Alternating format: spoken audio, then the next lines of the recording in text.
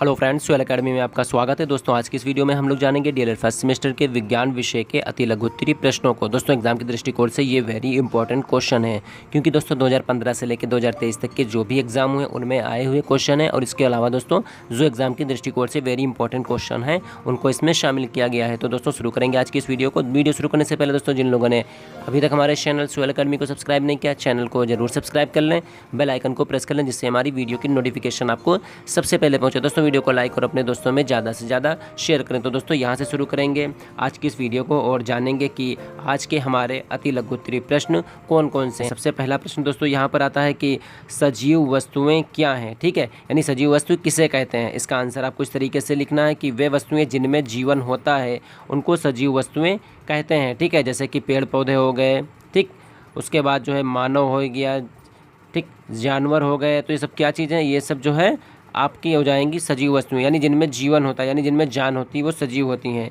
अगला क्वेश्चन यहाँ पर आता है कि निर्जीव वस्तुएं क्या होती हैं। तो वे वस्तुएं जिनमें जीवन नहीं होता उन्हें निर्जीव वस्तुएं कहते हैं। यानी जिनमें जान होती है उनको सजीव वस्तुएं कहेंगे, जिनमें जान नहीं होगी उनको कहेंगे निर्जीव वस्तुएं। ठीक है, तो निर्जीव में क्या होगा, जो भी जैसे कि आ गया आपका कलम आ गया, ठीक, कॉपी आ गई, किताब आ गई, मेज हो गई, तो ये चीज़ें क्या है, ये सब चीज़ें हो जाएंगी निर्जीव, यानी इनमें जीवन नहीं होता है। ठीक है, उसके बाद अगला क्वेश्चन यहाँ पर फिर आता है कि सजीवों की सबसे छोटी और कार्यात्मक इकाई क्या है। तो सजीवों की सबसे छोटी और कार्यात्मक इकाई कोशिका यानी शेल होती है। ठीक है, उसके बाद अगला क्वेश्चन यहाँ पर फिर आता है निर्जीव वस्तुओं की संरचनात्मक इकाई क्या कहते हैं। तो निर्जीव वस्तुओं की संरचनात्मक इकाई को अणु कहते हैं। ठीक है, उसके बाद अगला क्वेश्चन फिर यहाँ पर आता है सजीवों के प्रमुख लक्षण कौन कौन से हैं, लिखिए यहाँ पे। ठीक है, यानी सजीवों के लक्षण कौन से हैं। तो श्वसन, पोषण, वृद्धि, उत्सर्जन और गति, तो ये सजीवों की प्रमुख विशेषताएं या उनके लक्षण हो जाते हैं। यानी सांस लेते हैं, उनका पोषण होता है, वृद्धि होती है, उत्सर्जन होता है, उनमें गति होती है। ठीक, अगला क्वेश्चन यहाँ पर आता है कि सजीवों और निर्जीवों में कोई एक अंतर बताइए। यानी सजीव और निर्जीव में कोई एक अंतर आपसे पूछ रहा है। तो सजीवों की आकृति और आकार निश्चित होता है। ठीक, उसके बाद निर्जीव वस्तुओं की आकृति और आकार क्या होगा, वो अनिश्चित हो जाएगा। ठीक, अगला क्वेश्चन यहाँ पर आता है उपापचय क्रिया कितने प्रकार की होती है। तो ये क्रिया होती है 2 प्रकार की, 2015 में आया हुआ क्वेश्चन है दोस्तों। उसके बाद अगला क्वेश्चन यहाँ पर आता है कि जीवधारियों में किन कारणों से अनुकूलन होता है। तो जीवधारियों में वातावरण, भोजन की उपलब्धता व भोजन के कारण अनुकूलन होता है। यानी जीवधारियों में अनुकूलन आपसे पूछ रहा है। ठीक है, तो जीवधारियों में वातावरण, भोजन की उपलब्धता और भोजन के कारण अनुकूलन होगा। ठीक, तो उसके बाद अगला क्वेश्चन होता है कि कभी न समाप्त होने वाले प्राकृतिक संसाधन कौन कौन से होते हैं। ठीक है, तो कभी न समाप्त होने वाले प्राकृतिक संसाधन यहाँ पर पूछ रहा है, तो इसमें हो जाएगी दोस्तों सौर ऊर्जा हो जाएगी, कभी नहीं समाप्त होगी। उसके बाद हो जाती है लकड़ी, उसके बाद हो जाएगी मिट्टी, ये कभी नहीं समाप्त होने वाली चीज़ें हैं। हवा हो जाएगी, ये दोस्तों कभी ना समाप्त होने वाले प्राकृतिक संसाधन है। प्राकृतिक संसाधन वो होते हैं जो हमें प्रकृति के द्वारा निःशुल्क प्राप्त होते हैं। ठीक, अगला क्वेश्चन यहाँ पर आता है कि हमारे वातावरण में प्राकृतिक वस्तुएं किन रूपों में पाई जाती हैं। तो हमारे वातावरण में प्राकृतिक वस्तुएं पाई जाती हैं वनस्पति के रूप में, जैसे कि दवाइयाँ और भोजन हो गया। ठीक, उसके बाद खनिज पदार्थ जैसे कि पेट्रोल, मिट्टी का तेल इत्यादि हो जाएंगे। ठीक है, उसके बाद अगला क्वेश्चन यहाँ पर आता है कि संरचनात्मक अनुकूलन किसे कहते हैं। तो जब किसी जीवधारी के शरीर की रचना में कुछ ऐसे परिवर्तन होते हैं जिससे उस जाति के अपने संघ के साथ ही रहने की सुविधा महसूस हो, उसे संरचनात्मक अनुकूलन कहते हैं। ठीक है, उसके बाद अगला क्वेश्चन फिर यहाँ पर आता है कुछ जंतु सुषुप्त अवस्था में क्यों चले जाते हैं। तो कुछ जंतु शीत ऋतुओं में भोजन की कमी के कारण सुषुप्त अवस्था में क्या होता है, वो चले जाते हैं। ठीक है, अगला क्वेश्चन यहाँ पर आता है कि जलीय जंतुओं को क्या कहते हैं। तो जो जंतु जल में रहते हैं उनको जलीय जंतु या फिर जलचर कहते हैं। ठीक है, उसके बाद अगला क्वेश्चन फिर यहाँ पर आता है कि सजीवों में कितने प्रकार का जनन होता है।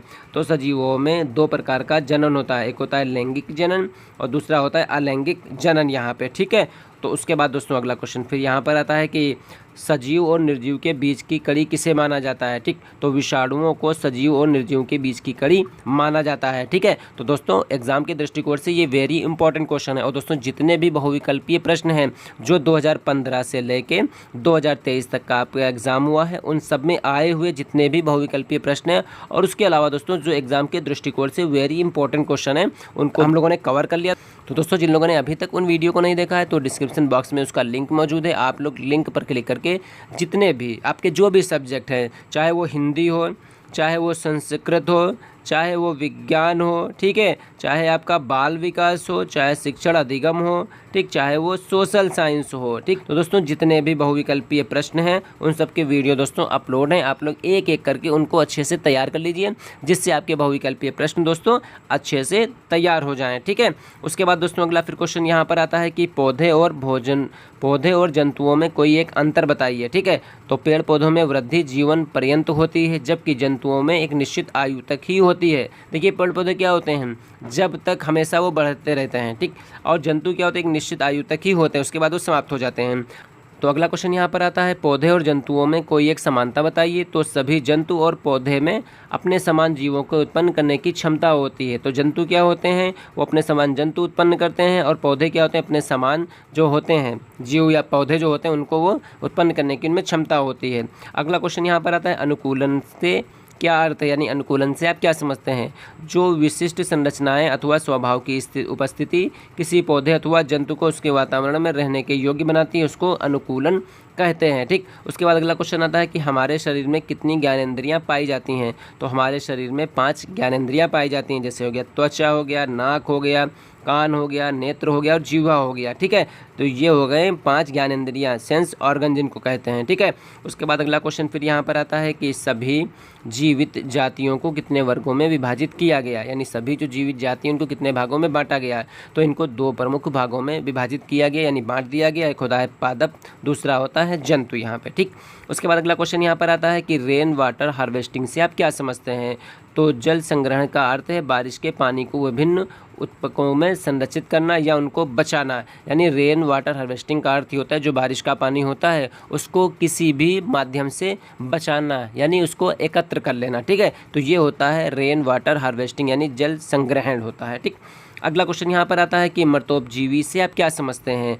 तो जो जीव मरे सड़े गले जीवों को ही अपना भोजन ग्रहण करते हैं उन्हें मर्तोपजीवी कहते हैं, यानी वे जीव जो सड़े गले जीव या फिर जो मर जाते हैं उनसे क्या होते हैं, अपना भोजन वो ग्रहण करते हैं, उनको कहते हैं मर्तोपजीवी कहते हैं, ठीक है। अगला क्वेश्चन फिर यहाँ पर आता है कि शाकाहारी और मांसाहारी जंतुओं के 2 नाम लिखिए। 2019 में आया हुआ क्वेश्चन। तो यहाँ पे शाकाहारी जंतुओं के नाम आप लिख दीजिए जो आपको पता हो, जैसे कि बकरी हो गया, खरगोश हो गया। शाकाहारी किनको कहते हैं, वे जानवर या वे जीव जो केवल शाक खाते हैं, यानी घास वगैरह खाते हैं, ठीक है। तो मांसाहारी में हो गया वे जानवर जो केवल मांसाहार यानी मांस खाते हैं, उनको मांसाहारी कहते हैं, जैसे शेर हो गया और चीता हो गया। आपको शाकाहारी और मांसाहारी जीव जंतुओं के नाम याद कर लेने चाहिए, ठीक। अगला क्वेश्चन यहाँ पर आता है मछली के जल में रहने के लिए कौन कौन सी अनुकूलन अंग सहायक होते हैं। 2018 में आया हुआ क्वेश्चन, यानी ऐसे कौन से अंग हैं जो मछली को जल में रहने के लिए अनुकूलन होते हैं, ठीक। तो यहाँ पर हो जाएगा नंबर 1 धारा रेखित शरीर, उसके बाद होते हैं पंख और उसके बाद होते हैं गलफड़े। अगला क्वेश्चन यहाँ पर आता है कि पत्ती किसे कहते हैं। तो पत्ती सब लोगों ने देखी है, उसी पत्ती की, यानी पेड़ पौधे जो होते हैं उनमें जो पत्तियाँ इस तरीके से होती हैं, इनकी बात चल रही है। तो पर्वसंधि में जो संरचना विकसित होती है उसे कहते हैं पत्ती कहते हैं, ठीक है। उसके बाद अगला क्वेश्चन यहाँ पर फिर आता है कि पररोह तंत्र क्या होता है। तो पौधे का वह भाग जो पृथ्वी के गुरुत्वाकर्षण के विपरीत विकास करता है उसे पररोह तंत्र कहते हैं।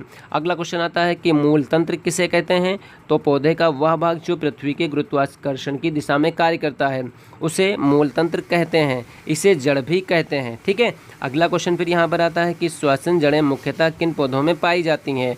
तो श्वसन जड़ें लड़ोभिद पौधों में पाई जाती हैं, ठीक है। अगला क्वेश्चन यहाँ पर आता है कि प्याज किस प्रकार के तने का रूपांतरण है। तो प्याज जो हो जाएगा वो भूमिगत सलकंद का उदाहरण हो जाएगा, ठीक है। उसके बाद अगला क्वेश्चन फिर यहाँ पर आता है कि पत्तियों को कितने भागों में बांटा गया। तो यहाँ पे पत्तियों को बांटा गया है पर्णघट में, पर्णावृत में, पत्ती का पर्तान, पर्णशल्क, पतक पर्तान, उसके बाद पर्णथैली और पर्णशूल, 7 भागों में यहाँ पे बांट दिया गया। अगला क्वेश्चन यहाँ पर आता है कि पत्तियों का रंग हरा क्यों पाया जाता है, ठीक है। तो वेरी इंपॉर्टेंट दोस्तों क्वेश्चन है, यानी पत्तियां हरे रंग की क्यों होती हैं। तो पत्तियों का रंग जो होगा, यानी इनका हरा रंग हरित लवक यानी क्लोरोफिल की उपस्थिति के कारण होता है। अगला क्वेश्चन आता है कि जड़ के कितने प्रकार हैं। तो जड़ के होते हैं 2 प्रकार, एक होता है मूसला जड़ें, दूसरी होती हैं उपस्थानिक जड़ें, ठीक। अगला क्वेश्चन यहाँ पर आता है तने की 2 विशेषताएं बताइए। तो पहली विशेषता हो जाएगी तने की सतह पर प्रायः बहुकोशिकीय रोम पाए जाते हैं। दूसरा हो जाएगा तने के शीर्ष पर सिरस्थ कलिका और पत्ती के कक्षत कलिका पाई जाती है, ठीक है। उसके बाद अगला क्वेश्चन यहाँ पर फिर आता है कि जड़ों के क्या कार्य हैं। तो यहाँ पे जड़ का कार्य क्या पूछ रहा है, तो स्तरीकरण हो जाएगा, यानी पौधे को सीधा रखने में सहायक होती हैं। उसके बाद संचयन हो जाएगा, ठीक। उसके बाद अगला क्वेश्चन यहाँ पर फिर आता है कि पत्ती कितने प्रकार की होती है, तो पत्ती एक हो जाएगी सरल पत्ती, दूसरी हो जाएगी संयुक्त पत्ती। अगला क्वेश्चन यहाँ पर आता है कि सिनकोना औषधि का औषधि गुण बताइए, तो सिनकोना में छाल प्रयुक्त होती है जो मलेरिया के उपचार में सहायक होती है, ठीक। अगला क्वेश्चन यहाँ पर फिर आता है कि पत्तियों द्वारा काई प्रवर्धन किसमें होता है, तो आंसर इसका हो जाएगा पत्तियों के द्वारा काई प्रवर्धन ब्रायोफिल्लम में होता है। अगला क्वेश्चन, पौधों में प्रजनन प्रायः किसके द्वारा होता है, तो पौधों में प्रजनन सामान्यतः बीजों के द्वारा होता है। अगला क्वेश्चन यहाँ पर आता है कि द्विबीजपत्री तने के संवहन बंडल की विशेषताएं लिखिए, तो द्विबीजपत्री तने के संवहन बंडल संयुक्त बहिफ्लोएमी और उभयफ्लोएमी होते हैं। अगला क्वेश्चन होता है सबसे छोटा आवर्ती बीज कौन सा होता है, तो बुल्फिया यहाँ पर होता है, ठीक है। उसके बाद अगला क्वेश्चन फिर यहाँ पर आता है कि भूमिगत तने का रूपांतरण में अदरक का रूपांतरण का नाम लिखिए, तो यहाँ पे भूमिगत तने के रूपांतरण में अदरक के रूपांतरण का नाम पूछ रहा है, ठीक है। तो अदरक के रूपांतरण को परकंद कहते हैं, 2015 में आया हुआ क्वेश्चन है दोस्तों ये। अगला, पुष्प के नर अंग को क्या कहेंगे, 2018 में आया हुआ क्वेश्चन, तो ये हो जाएगा पुंकेसर। अगला क्वेश्चन, तना किसे कहते हैं, तो जड़ के ठीक ऊपर वाले भाग को जो नीचे मोटा होता है और ऊपर की ओर क्रमशः पतला होता जाता है उसको तना कहते हैं, ठीक है। अगला क्वेश्चन यहाँ पर आता है तने का मुख्यतः कितने भागों में रूपांतरण होता है, तो 3 भागों में इसका रूपांतरण होता है, अर्धवायवीय रूपांतरण, भूमिगत रूपांतरण और वायवीय रूपांतरण यहाँ पर हो जाएगा, ठीक। अगला क्वेश्चन यहाँ पर आता है कि पत्ती किसे कहते हैं, तो प्रत्येक पर्व संधि से विकसित होने वाली रचना को पत्ती कहेंगे। अगला क्वेश्चन आता है कि पत्तियों का मुख्य कार्य बताइए, तो पत्तियों का मुख्य कार्य हो जाएगा वो हो जाएगा भोजन निर्माण करना, ठीक है। अगला क्वेश्चन, पुष्प के मादा अंग का नाम लिखिए, तो ये हो जाएगा ज्यांग यहाँ पे। अगला क्वेश्चन होता है कि सरसों के पुष्प के विभिन्न अंगों के नाम लिखिए, 2017 में पूछा गया। अथवा में देखिए किस तरीके से 2022 में क्वेश्चन आया यहाँ पे कि पुष्प के मुख्य 4 भागों के नाम लिखिए, ठीक। या फिर ऐसे पूछ सकता है सरसों के मुख्य भागों के नाम, या फिर वो पूछ सकता है पुष्प के 4 प्रमुख भागों के नाम। तो दोस्तों याद कर लीजिएगा नाम, बाह्य दलपुंज हो जाएगा, दलपुंज हो जाएगा, पुमंग हो जाएगा और ज्यांग हो जाएगा। अगला क्वेश्चन फिर यहाँ पर आता है कि पत्ती के प्रमुख भागों के नाम लिखिए, तो पत्ती के प्रमुख भाग हो जाएंगे पर्णाधार, पर्णवृंत और पर्णफलक। अगला क्वेश्चन दोस्तों यहाँ पर आता है कि मूलरोम किसे कहते हैं, तो जड़ों पर एक कोशिकीय लंबी पतली रचनाएं पाई जाती हैं जिन्हें मूलरोम कहा जाता है, ठीक है। अगला क्वेश्चन दोस्तों फिर यहाँ पर आता है कि पौधे के हमारे जीवन में क्या महत्व है, तो पौधे हमें श्वसन क्रिया के लिए शुद्ध वायु और भोज्य पदार्थ प्रदान करते हैं, ठीक है। तो दोस्तों आज की इस वीडियो में हम लोगों ने 51 अति लघुत्तरीय प्रश्नों को कवर किया। दोस्तों बचे हुए जो क्वेश्चन हैं उनको हम लोग नेक्स्ट वीडियो में कवर करेंगे। तो उम्मीद करते हैं दोस्तों यहाँ से जो भी बताए गए पॉइंट हैं वो आपको अच्छे से समझ में आ गए। दोस्तों अगर फिर भी कहीं पर भी कोई भी कन्फ्यूजन हो तो कमेंट्स बॉक्स में हमें कमेंट्स करिए। दोस्तों जिन लोगों ने अभी तक हमारे चैनल सुहेल एकेडमी को सब्सक्राइब नहीं किया, चैनल को जरूर सब्सक्राइब कर लें, बेल आइकन को प्रेस कर लें जिससे हमारी वीडियो की नोटिफिकेशन आपको सबसे पहले पहुंचे। दोस्तों वीडियो को लाइक और अपने दोस्तों में ज़्यादा से ज़्यादा शेयर करें। तो मिलते हैं दोस्तों बहुत ही जल्द नेक्स्ट वीडियो में, तब तक के लिए दोस्तों अपना ख्याल रखिए और अपनी स्टडी को कंटिन्यू जारी रखिए।